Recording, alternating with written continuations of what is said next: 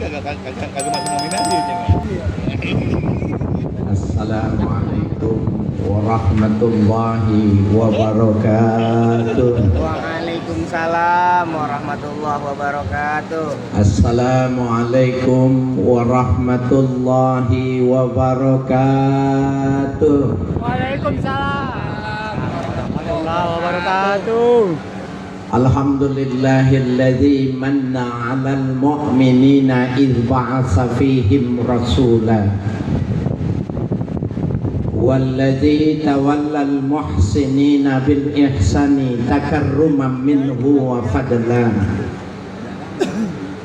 Allahumma salli wa sallim wa barik ala nabiyyina Muhammadin zil izzati jamalan wa jalalan wa ala alihi wa sahbihi al mutamassikina bil kitabi wa sunnatil ula, amma ba'du.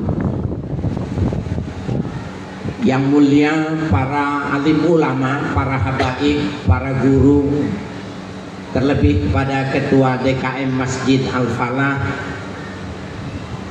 Ketua DMI Kecamatan Duren Sawit, Al-Akhil Mahbub Al-Mukarram Ustaz Kiai Haji Azhari Nasution, Ustaz Agung Izul Haq, para alim ulama, para habaib, hadirin sekalian yang berbahagia. Bapak Ibu sekalian, ada yang menarik tadi apa yang disampaikan oleh Ustaz Azhari, bahwa sebenarnya Maulid Nabi itu jangan keluar konteks membicarakan tentang bagaimana uswah hasanah itu adanya pada Nabi. Tadi ada 5 kebaikan yang kita lihat di layar yang disampaikan oleh UAS ya, Ustadz Abdul Samad. Yang ketiga itu baiknya orang Islam itu baik kepada orang non muslim.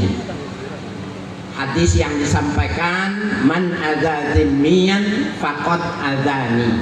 Siapa yang menyakiti orang-orang kafir zimmi, artinya orang non muslim tapi hidup bersama, hidup baik, faqad adzani, sungguh sama saja dia menyakiti aku. Bapak Ibu sekalian yang berbahagia, kemarin ketika terjadi percontohan tentang toleransi beragama, ketika Paus Fransiskus datang ke Indonesia, datang ke Masjid Istiqlal. Saya mau nanya, ini banyak receh nih. Bu, Ibu, orang non muslim boleh nggak masuk ke dalam masjid? Boleh, kalau sendalnya dilepas, sepatunya dilepas, kakinya bersih. Orang non muslim mau masuk masjid boleh, boleh. Tapi Pak Ustadz, ubun-ubunnya dicium. Boleh nggak nyium ubun-ubun? Boleh, kalau yang dicium ubun-ubunnya bersih. Bener nggak? Kan dicium ubun-ubun. Bapak Ibu sekalian, itulah sebuah percontohan, itu yang mesti kita abadikan, itu yang layak sebagai Muslim Indonesia, menampakkan toleransi, menampakkan penghormatan dalam memberikan penghormatan kepada orang non Muslim. Penting dan harus dijaga. Ini kasih stabilo dulu nih, ini penting, ini jaga, dan kita sudah sepakat nggak boleh diutik-utik. Tetapi ada yang kita keberatan, ada orang ustadz yang digambarkan Ustadz Azhari itu, yang penting viral, dia mengajak umat Islam itu untuk menyontoh Paus Fransiskus. Kenapa mesti dicontoh? Orangnya sangat sederhana katanya. Bapak Ibu sekalian, bahkan kesederhanaannya ketika datang ke istana itu pakai mobilnya bukan mobil yang biasa dipakai untuk kepala negara. Saya lihat sederhana, kijangnya Zenith hybrid Saya lihat berapa harganya, 600 sampai 700 juta. Apakah 600-700 juta disebut sederhana? Masa sih kita disuruh nyontoh kepada orang yang bukan mesti kita contoh? Allah sudah mengatakan, laqad kana lakum fi rasulillahi uswatun hasanah. Allah sudah beritahukan kalau mau contoh cuma satu contohnya, cuma Nabi Muhammad sallallahu alaihi wasallam. Bapak Ibu sekalian, kalau soal kesederhanaan saya lebih salut sama ibu-ibu nih. Ibu-ibu kalau mau pengajian, mau kondangan, rombongan, dia sewa kijang Pak. Kijang apa tuh yang dinaikin? Odong-odong. Itu baru sederhana. Ya, kalau ibu-ibu naik, saya lebih salut dan itu layak untuk disebut dengan sederhana. Subhanallah, Bapak Ibu sekalian, kalau melihat kesederhanaan pada Nabi, wa kana sallallahu alaihi wasallam yarkabul himar wa yarjifuhu khalfahu abduhu aw ashabuh. Nabi Muhammad itu ketika orang naik kuda, ketika orang naik onta yang kulitnya merah, Nabi kita Muhammad itu naik himar. Himar itu keledai. Wayang difuhu abdu itu pun masih menggoncengi pembantunya. Au ashabu atau ada sahabat yang digoncenginya. Subhanallah, sebagai Nabi Rasul, kepala negara, kepala pemerintahan, Baitul Mal ada pada Nabi, layak kalau Nabi minta bantuan untuk diberikan fasilitas untuk memberi ontak yang berwarna kulit merah. Tetapi Nabi tidak melakukannya. Bahkan Bapak Ibu sekalian yang berbahagia, subhanallah, wa kana sallallahu alaihi wasallam yanamu alal hasir. Nabi kalau istirahat, kalau tidur itu pakai daun korma yang dianyam, dijadikan hamparannya. Wa idza qama athara ala dhambi wa haddih. Nabi Muhammad kalau bangun dari tempat tidurnya berbekas di pipi dan di lambungnya. Berapa kali Sayyidina Umar menangis melihat ketika mau sholat subuh masih ada bekas di pipi Rasulullah sallallahu alaihi wasallam. Ini namanya hidup sederhana. Bahkan Bapak Ibu sekalian yang berbahagia, kesederhanaan Nabi itu dalam kesehariannya sungguh luar biasa. Saya mau nyanyi sama Mas Agung. Mas Agung tadi bilang ada kuis apa itu yang terbaik itu hadiahnya umroh. Saya mau kasih hadiah umroh sama ibu yang bisa menjawab. Bu, Ibu, bajunya Nabi ada berapa? Ya. Nanti kalau bisa jawab saya tunggu di Jeddah. Ya.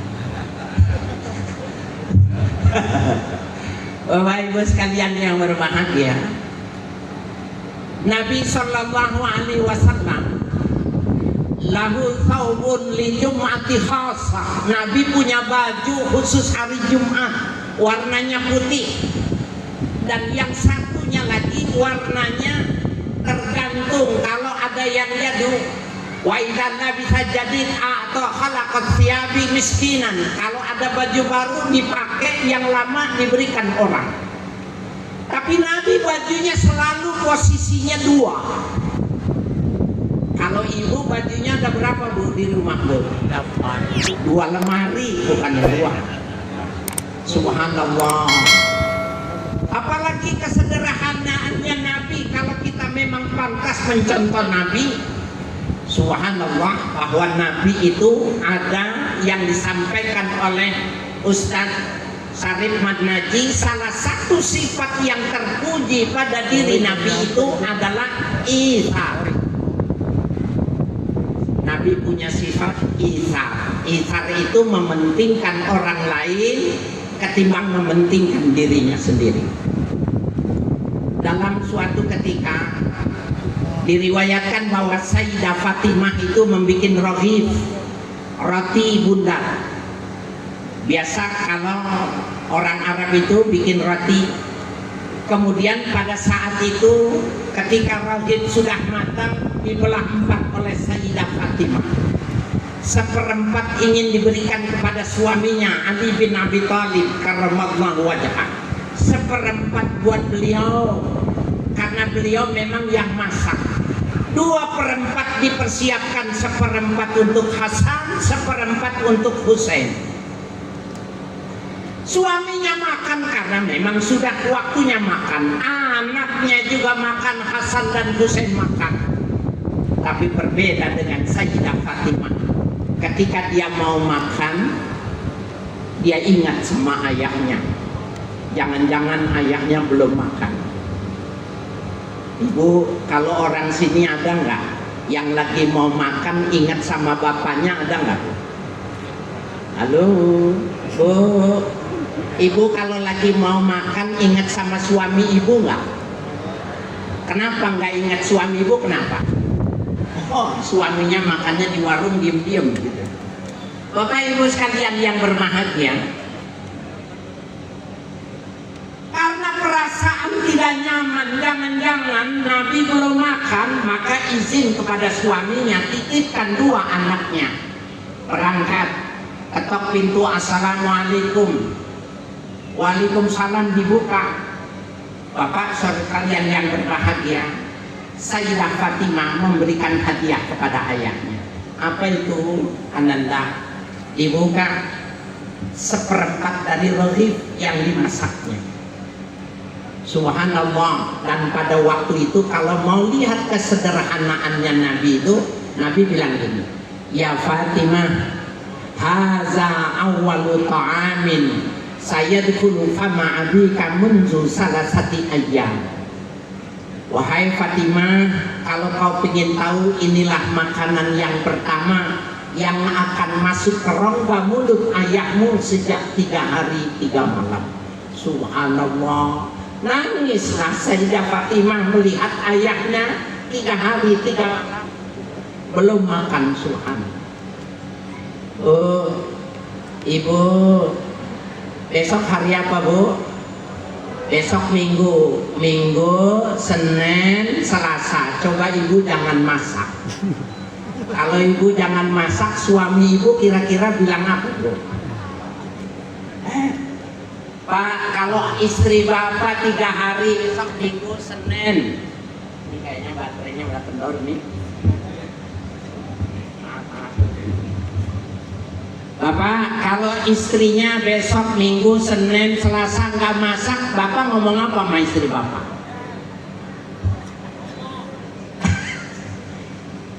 Ini karena dua-duanya datang, jadi nggak ada yang berani nih ya. Bapak Ibu sekalian yang berbahagia, subhanallah, ternyata seperti itu.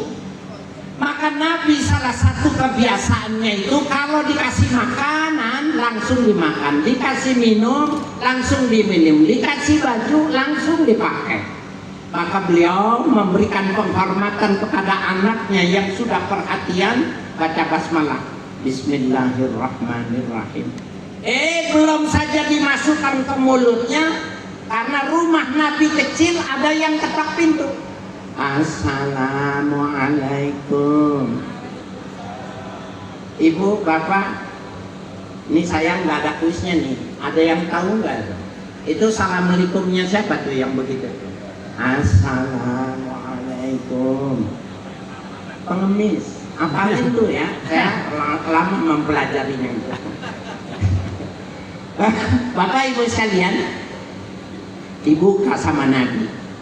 Kakek tua, muka pucat, badan kurus. Orangnya nggak ngomong apa-apa, tapi cuma megang perutnya. Maka kue, roghif yang tadi sudah dibacain basmalah tidak jadi dimasukkan, diberikan kepada pengemis itu tadi. Subhanallah. Bapak Ibu sekalian, ada orang begini, kalau begitu Nabi bunuh diri dong, kalau begitu Nabi zalim dong, kan perutnya sudah lapar, dikasih hadiah kenapa diberikan kepada orang? Bukankah orang yang tidak mengurusi, tidak memberikan hak kepada badannya itu zalim? Maka Bapak Ibu sekalian yang berbahagia, ada manajemen lapar. Kalau dibikin keren, ada yang namanya manajemen lapar. Bahwa lapar itu tidak mesti makan. Orang haus itu tidak mesti minum. Orang ngantuk itu tidak mesti tidur. Bagaimana dimanage dengan cinta? Saya kasih contoh nih, mudah-mudahan tidak terhindar semuanya. Jangan ada yang terkena satupun. Ada suami istri punya anak satu gadis. Gadisnya cantik, akhlaknya bagus, di sekolah juara terus, dapat beasiswa. Berangkat pagi, pulang jam 3 sore. Pada satu hari jam 3 belum pulang, setengah 4 belum pulang. Ibunya yang sedang puasa mikirin kemana ini anak biasanya pulang. Jam 4 belum pulang. Telepon ke sekolahan, oh udah pulang tadi. Sudah ada yang jemput anak muda pakai RFI, rambutnya gondrong. Dihubungin HP-nya mati. Ibu ini tambah gelisah. Terus jam 5 belum datang, setengah 6 belum datang. Maka lama-lama, tidak lama kemudian terdengar azan ya di Masjid Al-Falah.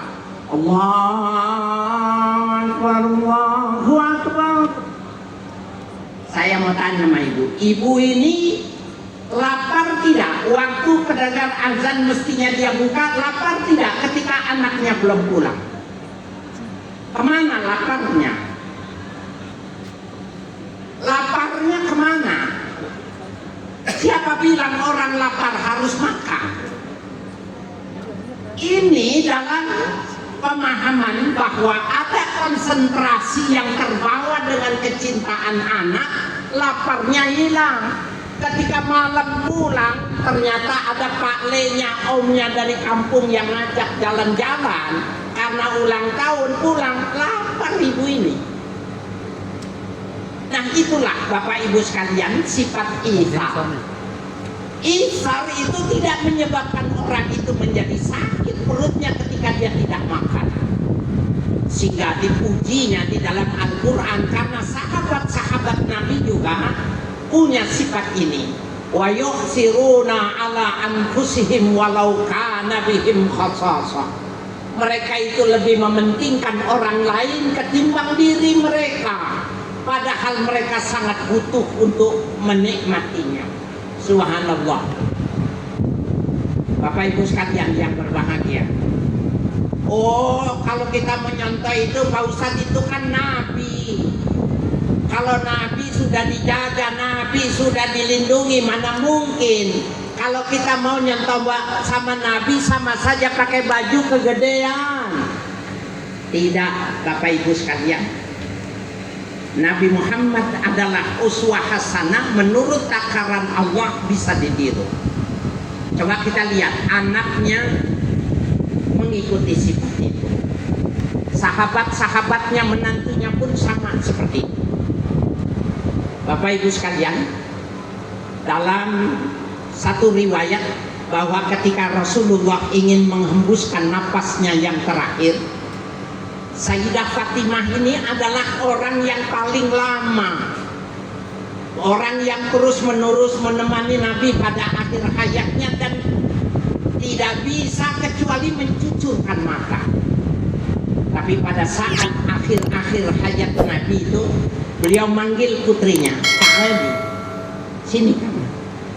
Kemudian Nabi mendekatkan mulutnya ke telinganya Sayyidah Fatimah. Dan Sayyidah Fatimah yang nangis berhari-hari karena memang cukup lama Nabi punya penyakit itu, maka beliau langsung tertawa.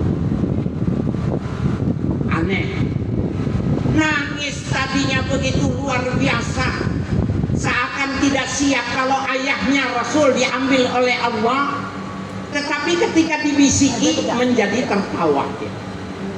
Maka Sayyidah Aisyah mendekatinya.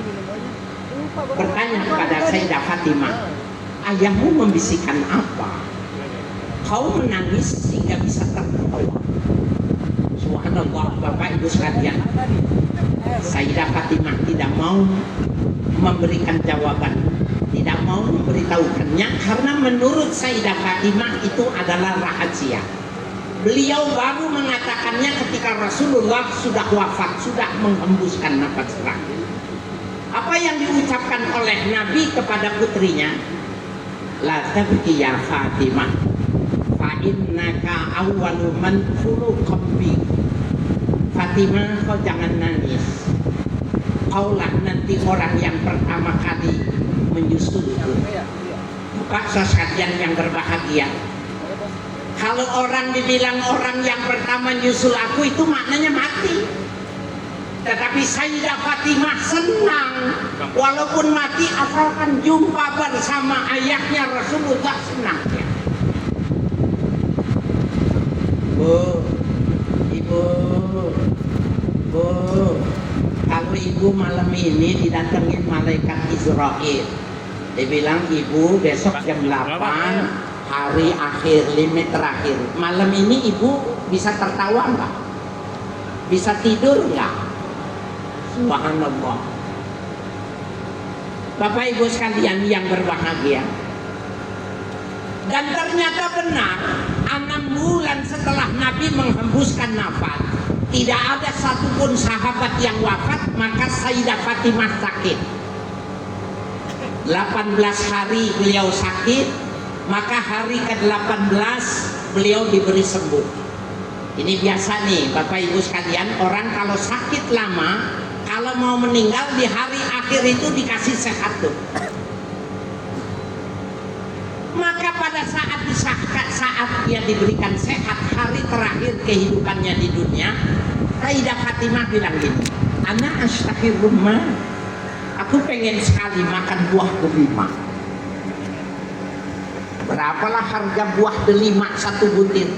Tapi Sayyidina Ali ketika itu tidak punya uang, tidak ada persiapan apa dulu, maka keluar beliau pinjam sama sahabatnya uang receh untuk membeli buah delima. Delima dapat, delima di bawah dengan bangga. Tapi di tengah jalan dia ketemu dengan kasus orang yang minta tadi. Sang peminta itu mengatakan, wahai sahabat Rasul, bila kau ada uang receh berikanlah padaku. Atau di rumahmu ada roti yang bawahnya gosong, kau dan keluargamu tidak makan, berikan kepadaku. Sayyidina Ali dengan jujur mengatakan, mohon maaf, aku sedang tidak punya. Di rumah tidak ada, yang aku punya cuma ini, buah delima. Cuma buah delima yang punya ini. Itu kang minta itu bilang, kalau begitu berikanlah buah delima itu.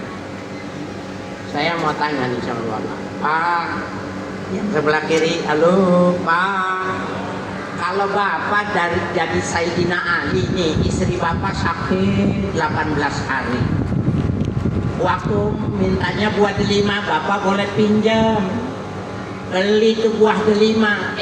Di tengah jalan buah delimanya diminta sama tukang minta-minta, Bapak kasih enggak? Kalau Bapak bilang kasih, saya mau selfie sama Bapak, enggak? Bapak Tuhan sekalian yang berbahagia, bener selfie saya sama yang bilang hebat bener, akhlaknya mulia betul. Subhanallah. Bagaimanakah isar yang diajarkan Nabi turun kepada menantunya, turun anaknya, turun sahabatnya. Beliau mencari pisau, maka buah delima itu dibelah dua, diberikan kepada itu. Kelihatan sekali orang yang kelaparan, makannya cepat. Pada saat itu terlihat rona merah kebahagiaan di peluknya Sayyidina Ali, dan dikatakan, kau bukannya ganteng saja ya Ali, akhlakmu begitu mulia, kau pantas bersama Rasulullah di dalam surga. Allahumma sholli wa sallim wa barik alaihi. Senang Nabi dapat pujian, ya Allah, senang Nabi dapat doa, tapi berada malu juga pulang ya sampai di rumah cuma nggak bisa mempertahankan. Tapi itu kau assalamualaikum, waalaikumsalam. Kaget Sayyidina Ali, yang buka pintu istrinya yang 18 hari sakit, dia yang membuka. Sambil malu Sayyidina Ali bilang, Dinda, inilah yang bisa aku beli. Dinda, inilah yang bisa aku berikan. Aslinya ini utuh.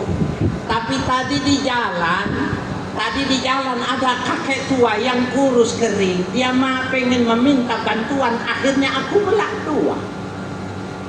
Bapak, kalau istri bapak nih cuma buah delima aja nggak bisa pertahanin, istri bapak ngomong apa sama bapak?